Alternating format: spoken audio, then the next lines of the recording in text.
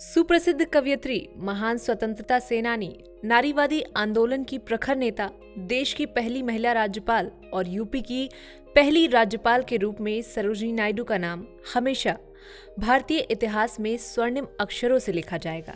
सरोजिनी नायडू देश के स्वतंत्रता आंदोलन में अग्रणी नेताओं में शुमार थीं और वो अपने साथियों और भारतीय नवयुवकों के लिए प्रेरणा स्रोत का काम करती थी। सरोजिनी नायडू का जन्म 13 फरवरी 1879 को हुआ था। उनके पिता का नाम अघोरनाथ चट्टोपाध्याय और माता का नाम वरदा सुंदरी था। उनके पिता उन्हें विज्ञान क्षेत्र में आगे बढ़ते हुए देखना चाहते थे, लेकिन उनकी दिलचस्पी इस क्षेत्र में नहीं थी। 12 साल की उम्र में ही मैट्रिक की परीक्षा पास करने के बाद उन्हें उच्चतर शिक्षा के लिए इंग्लैंड भेज दिया गया।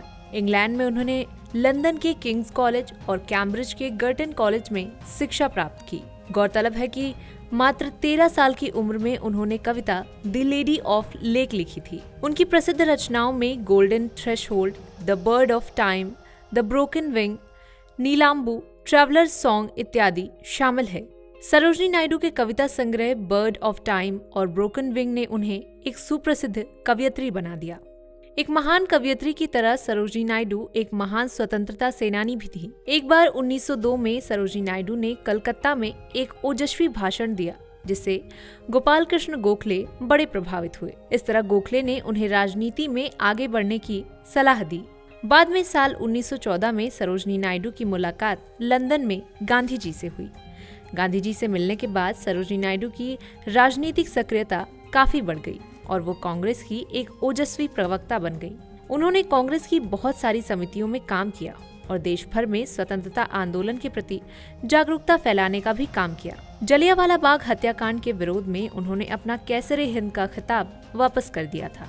सरोजिनी नायडू ने 1925 के कानपुर कांग्रेस अधिवेशन की अध्यक्षता की। इसके अलावा उन्होंने रॉलेट एक्ट का विरोध भी किया। साल 1930 के प्रसिद्ध नमक सत्याग्रह में सरोजिनी नायडू गांधी जी के साथ चलने वाले स्वयंसेवकों में से एक थी। गौरतलब है कि जब महात्मा गांधी को गोलमेज कॉन्फ्रेंस में बातचीत करने के लिए आमंत्रित किया गया था, तो उनके साथ प्रतिनिधि मंडल में सरोजिनी नायडू भी शामिल थीं।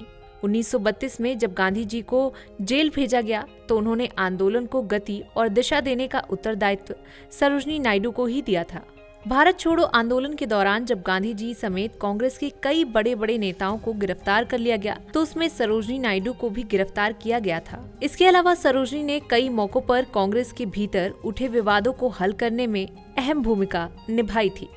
भारत की आजादी के बाद उन्हें उत्तर प्रदेश का राज्यपाल नियुक्त किया गया और राज्यपाल पद पर नियुक्ति पाने वाली प्रथम भारतीय महिला बन गई। एक महान कवयित्री, महान स्वतंत्रता सेनानी के अलावा सरोजिनी नायडू नारी मुक्ति आंदोलन की भी शीर्ष नेता थीं। वे भारत की सबसे पुरानी और महत्वपूर्ण नारी संस्था अखिल भारतीय महिला परिषद से भी जुड़ी हुई थी। आपको बता दें, आज भारतीय महिलाओं को जो तमाम राजनीतिक, आर्थिक और कानूनी अधिकार मिले हैं, उनमें इस संस्था का काफी योगदान रहा है। 2 मार्च साल 1949 को भारत माता के इस अमर बेटी का निधन हो गया। भारतीय इतिहास में इस महान नायिका को आगे आने वाली पीढ़ियों के द्वारा भारत कोकिला, राष्ट्रीय नेता और नारी मुक्ति आंदोलन की समर्थक के रूप में हमेशा याद किया जाता रहेगा।